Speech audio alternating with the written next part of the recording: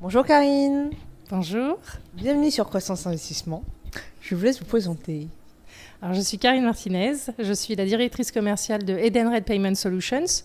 Je suis basée à Londres et depuis Londres, je dirige les équipes commerciales qui couvrent le Royaume-Uni et je dirais la France et la Belgique et plus largement bien évidemment l'Europe.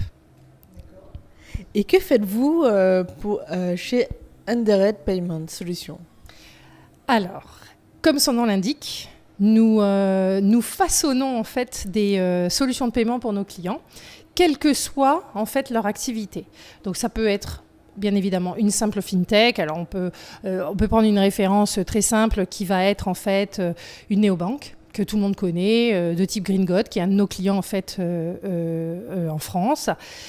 Jusqu'à ce sont des mises en place assez complexes qui nécessitent des réglementations en place et des règles en fait à suivre auprès des régulateurs à je dirais des solutions qui sont beaucoup plus flexibles, beaucoup plus simples et qui s'adressent plus particulièrement aux entreprises. Et comment soutenez-vous les fintechs, les assureurs en France? En leur apportant tout ce dont ils ont besoin, c'est-à-dire on leur évite en fait d'avoir à mobiliser beaucoup de fonds dans la mesure où si l'on veut obtenir une licence afin de pouvoir effectuer des paiements, recevoir ou en émettre, il faut bien évidemment être réglementé et suivre une procédure qui est extrêmement complexe et extrêmement fastidieuse. Donc, nous leur évitons en fait de faire ce que l'on appelle vulgairement en anglais un heavy lift, donc qui prend en plus des années, qui nécessite de mobiliser beaucoup de capital.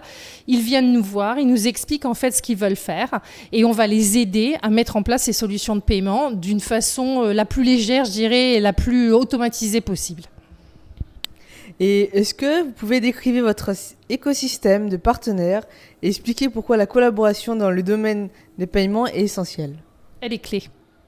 La collaboration est clé. Pourquoi ? Donc, ça se fait à plusieurs niveaux.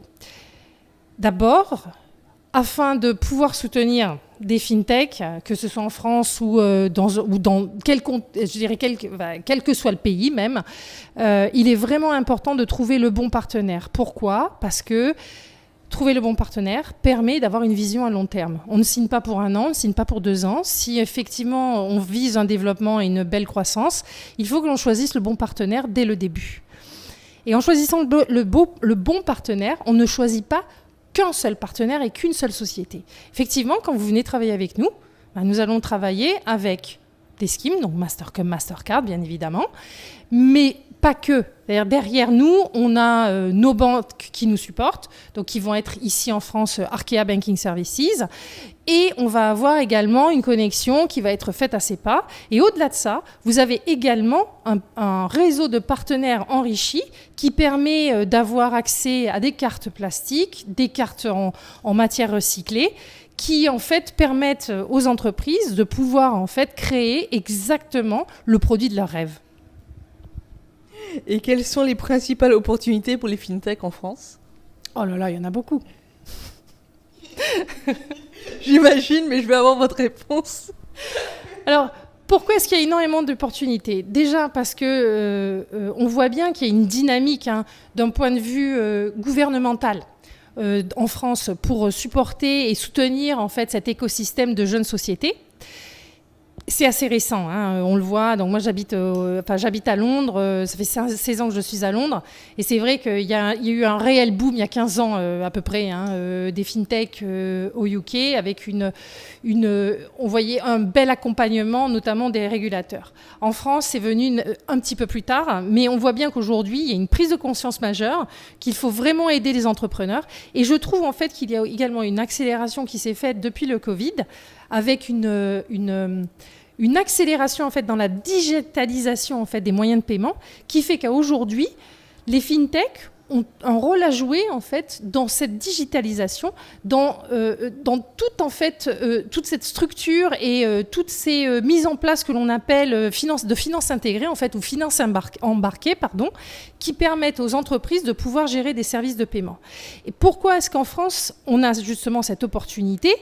Alors, est-ce qu'elle est plus importante qu'ailleurs ? Moi, je pense qu'on a quand même beaucoup à faire parce que dans les secteurs très traditionnels, alors je pense à la banque bien évidemment, je pense à l'assurance, on est encore sur des procédures et des structures et des organisations qui sont un petit peu fragmentées, notamment en ce qui concerne les paiements. La banque, il est clair qu'on on le sait très bien, la banque ne répond pas à tous les besoins qui sont émis, notamment des besoins de diversité, d'inclusion, que ce soit au niveau particulier comme au niveau professionnel. Pourquoi est-ce qu'on a un boom en fait, de toutes ces opportunités et de toutes ces solutions qui s'adressent aux SMI, aux artisans ? Mais c'est simplement parce que les banques ne sont pas capables d'y répondre. Donc oui, il y a un énorme enjeu en fait pour les fintechs et je dirais un grand boulevard. Et selon toi, quels sont les principaux facteurs qui contribuent au succès de la France en tant qu'acteur clé du secteur des fintechs ? Alors, comme je l'ai dit précédemment, on le voit bien, il y a un beau vivier en France qui est bien, qui bénéficie d'investisseurs historiques, on le voit, comme avec notamment Xavier Niel, avec son fonds qui investit régulièrement. On l'a vu. Voilà. Mais c'est effectivement, quand on regarde en fait l'historique, c'était un des premiers. Vraiment, des évangélistes, je dirais, et vraiment et soutenir toutes les jeunes opportunités, parce que effectivement, sans ces investisseurs, on a quand même beaucoup de difficultés à arriver à sortir, à aider ces initiatives. Mais pas que, on le voit, elles sont également soutenues par la BPI, qui joue énormément, qui a un rôle plutôt clé en matière d'investissement et financement. C'est très important. Et je dirais... alors, et c'est vrai que je fais en permanence un parallèle avec le Royaume-Uni, puisque j'y vis. C'est vrai qu'on a un petit peu de retard qu'on est en train de combler.